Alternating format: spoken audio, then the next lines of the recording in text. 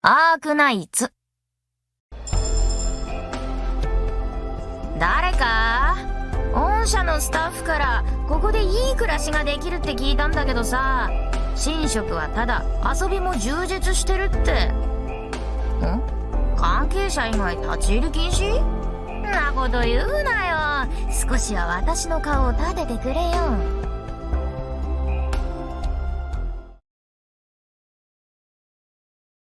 ドクター、飯は食ったか？暇だ。街ブラもいいな。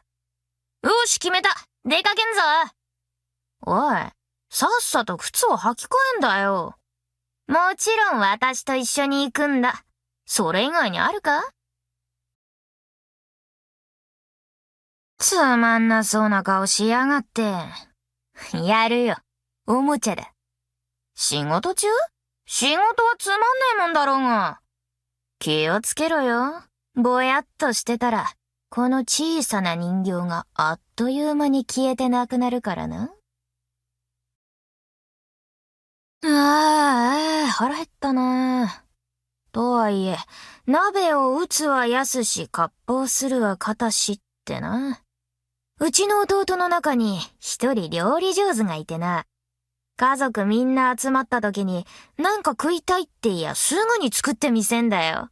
あれこそ料理人ってやつだよな。それに比べりゃ、ロドスの料理はなんともまあ味気ねえこと。ロンメンも悪くないんだけどさ、なんつっても飯の味付けが物足りないんだよな。全然辛みが足んねえのなんのってありえないよな。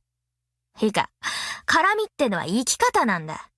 ちょうどいい痛みと強烈な衝撃が舌の上で爆発すりゃ、おめだって人生とはこれほど地味豊かなものだったのかって思うはずだ。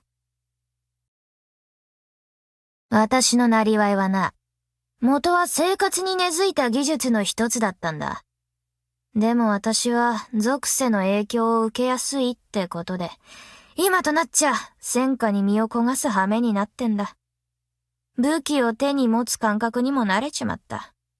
というか、持ってないとなんかしっくりこないしな。難しいもんだな。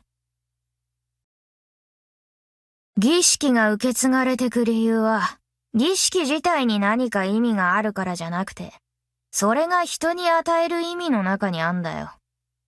演出には実りがあって、願いも満たされる。しかも、私好みのストーリーになってるときたもんだ。喜んで参加するに決まってんだろ？現実に馴染めない奴は、そのうちその現実に淘汰される。そんなの誰でもわかる常識だろ。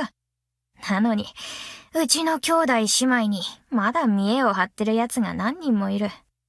そんなつまんない生き方をしてりゃ、歳月が苦になってくだけだってのにな。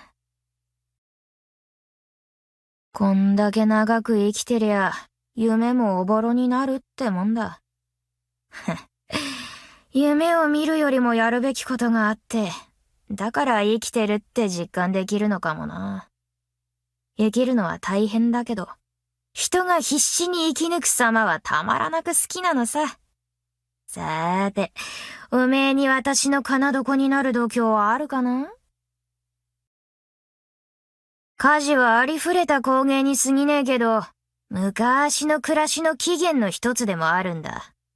他のものが全部消えちまっても、家事だけはしっかり世に残してみせる。これはずーっと昔に選んだ道だ。おめえだって大事な選択はしたことあるだろ？その結果は絶対に見届けろよ。見届けてやっと円満ってもんさ。また寝ちまったのかよ。もう起きろって。一緒に買い物行くぞ。ほら早く。こんなの私には何の役にも立たねえよ。技術は、それを重んじる奴が使うからこそ生きるんだよ。昇進？考えてみりゃ、そうだ、昔も同じようなことがあったな。まあいいんじゃない？感謝しといてやるよ。人には器具と同じように格付けってもんがあんだよ。おめえはそん中でも面白い、というか、ちょっと異質ってとこかな。おめえになら兵器を鋳造してやる価値はあるかもしんねえけど、剣を撃ったところで戦えないなら宝の持ち腐れってやつだな。感化の交わりってやつはどの時代になっても避けらんねえもんだな。式？そんなのやったことねえし、できるかな。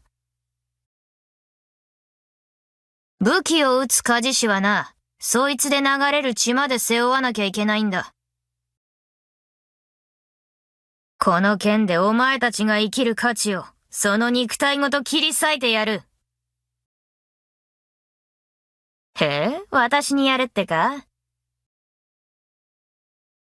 鋳とは鋳、すなわち鋳造は万象の手中なり。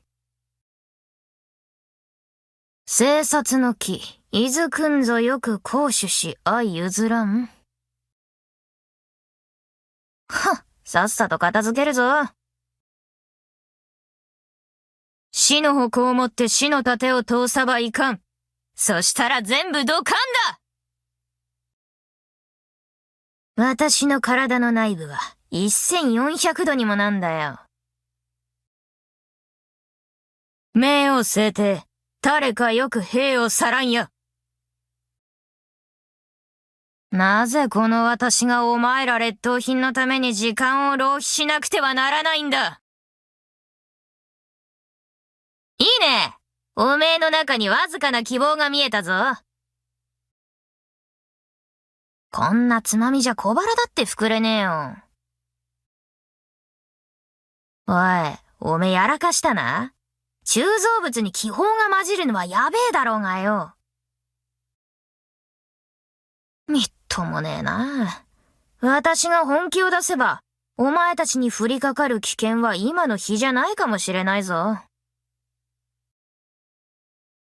部屋を自分で飾り付けてもいいか？やめろって。こら、動くんじゃねえ。飾り付けてやってんだ。じっとしてろ。